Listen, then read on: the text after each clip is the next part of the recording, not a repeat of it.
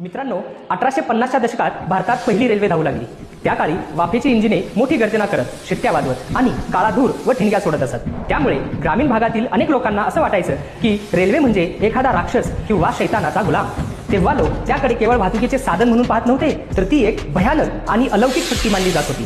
ज्या लोकांनी कधीही प्राण्यांच्या मदतीशिवाय चालणारे यंत्र पाहिले नव्हते, त्यांच्यासाठी आग ओकणारे यंत्र म्हणजे लोखंडी राक्षसच।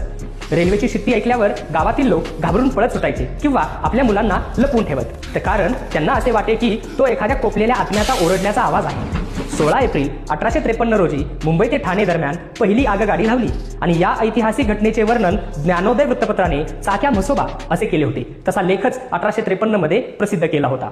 चाक्या म्हसोबा म्हणजे चाकं असलेला म्हसोबा हे नाव तत्कालीन समाजातील कुतूहल आणि आश्चर्याचे प्रतीकच होते। जेव्हा लोकांनी पहिल्यांदा तो अजस्र धूर सोडणारा आणि वेगाने धावणारा लोखंडी राक्षस पाहिला, तेव्हा त्यांना तो एखाद्या चालत्या फिरत्या देवासारखा वाटला आणि म्हणूनच लोकांनी त्याचे वर्णन चाकांवरचा म्हसोबा असे केले होते। तर मित्रांनो, चाक्या म्हसोबाबद्दलची ही रंजक गोष्ट तुम्हाला कशी वाटली ते कमेंट करून नक्की सांगा आणि आपल्या चॅनेलला सबस्क्राईब करा। धन्यवाद, bye bye and see you.